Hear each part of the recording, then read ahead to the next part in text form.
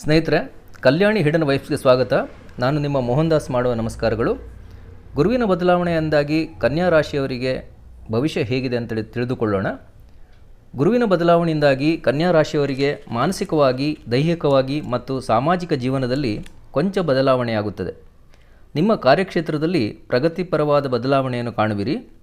ನೀವು ಒಬ್ಬಂಟಿಯಾಗಿದ್ದಲ್ಲಿ ವಿವಾಹವಾಗುವ ಹೆಚ್ಚಿನ ಸಾಧ್ಯತೆ ಇದೆ.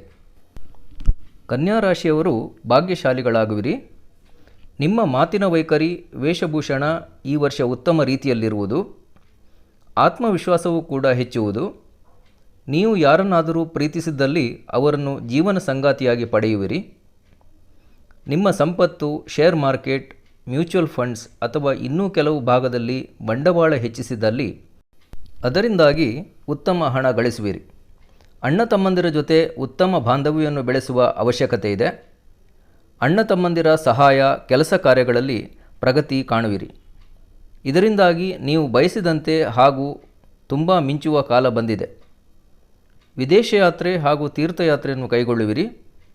ನೀವು ಯಾವುದಾದರೂ ಕಂಪನಿಯ ಉನ್ನತ ಹುದ್ದೆಯಲ್ಲಿದ್ದರೆ ಬಿಸ್ನೆಸ್ ಟೂರ್ ಕೂಡ ಜಾಸ್ತಿ ಆಗಲಿದೆ.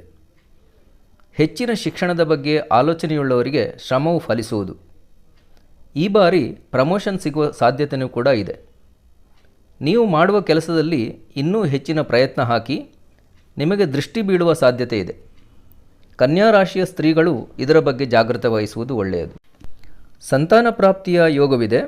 ಮಕ್ಕಳು ಬೇಕೆನ್ನುವವರಿಗೆ ಸಂತಾನ ಯೋಗ ಹಾಗೂ ಮೊಮ್ಮಕ್ಕಳಿಗಾಗಿ ಕಾಯುವವರಿಗೆ ಮೊಮ್ಮಕ್ಕಳನ್ನು ಪಡೆಯಲು ನಿರೀಕ್ಷಿಸಬಹುದು. ಆದರೆ ದಾಂಪತ್ಯದಲ್ಲಿ ವಿರಸ ಮುಂದುವರಿಯಲಿದೆ. ಇವೆಲ್ಲದರ ಪರಿಹಾರಾರ್ಥವಾಗಿ ಶಿವನ ದೇಗುಲದಲ್ಲಿ ರುದ್ರಾಭಿಷೇಕವನ್ನು ಪ್ರತಿ ಗುರುವಾರ ಮಾಡಿಸಿ. ಅನ್ನದಾನ, ಭೋಜನ ವ್ಯವಸ್ಥೆಯು ಕೂಡ ಮಾಡಿಕೊಳ್ಳುವವರು ಮಾಡಬಹುದು.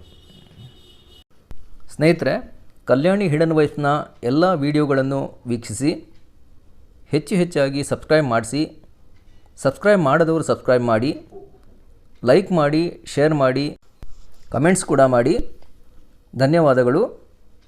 ನಮಸ್ಕಾರ.